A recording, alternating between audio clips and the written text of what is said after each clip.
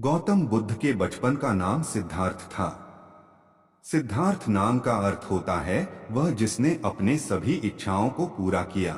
यह नाम उनके पिता राजा शुद्धोधन ने रखा था, क्योंकि जब बुद्ध का जन्म हुआ था तो सभी ज्योतिषियों और विद्वानों ने यह भविष्यवाणी की थी कि यह बालक बड़ा होकर एक महान सन्यासी बनेगा। परंतु बुद्ध के पिता राजा शुद्धोधन को यह बात अच्छी नहीं लगी। वे अपने पुत्र को एक महान राजा के रूप में देखना चाहते थे, न कि एक सन्यासी। वे नहीं चाहते थे कि उनका पुत्र फकीरों का जीवन जिए, इसलिए सिद्धार्थ के रहने की व्यवस्था विलासिता से पूर्ण की गई। उन्हें तरह तरह की सुख सुविधाओं से रखा गया। दुख की अनुभूति तक न होने दी, परंतु एक सन्यासी के लक्षण तो बचपन में ही दिख जाता है। वे बचपन से ही शांत और सरल स्वभाव के थे। दया और करुणा तो उनके मन में कूट कूट करके भरी है थी। अक्सर सिद्धार्थ एकांत में जाकर ध्यान मग्न रहा करते थे।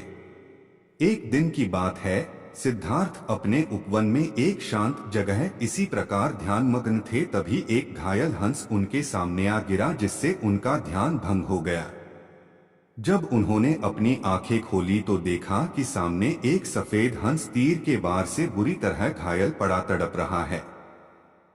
उसे देखते ही सिद्धार्थ का मन द्रवित हो उठा और उन्होंने उसे तुरंत उठा लिया। धीरे धीरे वे हंस को सहलाने लगे और फिर पास के सरोवर में जाकर उसका घाव धोकर उसके शरीर से धीरे से तीर को निकाला। तीर निकालते ही वह दर्द से तड़प उठा। तब सिद्धार्थ उसे धीरे से सहलाते हैं और उसके घाव पर पट्टी बांध देते हैं। उसी समय एक ओर से कुछ शोर होता है और उधर से उनका चचेरा भाई देवदत्त आता हुआ दिखाई दे।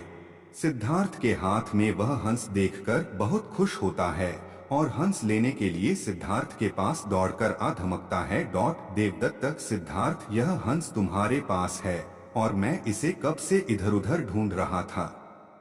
यह मेरा शिकार है, अब जाकर मिला। सिद्धार्थ, नहीं देवदत्त, यह हंस मेरा है। यह तो कब का दम तोड़ देता अगर मैं समय पर इसका इलाज न करता। देवदत्त, दम तोड़ देता तो क्या? यह तो मेरा शिकार है, मैंने इसे इसलिए तो मारा है, तुम जबरदस्ती मेरे शिकार को हड़पना चाहते हो। इस तरह दोनों भाइयों में उस हंस के लिए वाद विवाद होने लगा और धीरे धीरे बात बढ़ गई। तब दोनों ने मिलकर फैसला किया कि यह हंस किसका है। इस बात का निर्णय महाराज शुद्धोधन के पास जाकर ही होगा और दोनों भाई राजदरबार में गए। वहां उन दोनों ने अपना अपना तर्क महाराज के सामने रखा। महाराज शुद्धोधन विचार करके बोले, चूंकि यह हंस देवदत्त का शिकार है, इसलिए इस पर पहला अधिकार देखा जाए तो देवदत्त का है, परंतु सिद्धार्थ ने इसकी जान बचाई है और मारने वाले से बड़ा बचाने वाला होता है, इसलिए यह हंस सिद्धार्थ का हुआ। महाराज शुद्धोधन का निर्णय सुनकर सिद्धार्थ की आंखों में एक चमक आ गई और वे उस हंस के शरीर पर धीरे से अपना हाथ रख सहलाने लगे। यह कहानी आपको थोड़ा सा भी पसंद आया तो चैनल को सब्सक्राइब करके कमेंट बॉक्स में जय गौतम बुद्ध जरूर लिखें।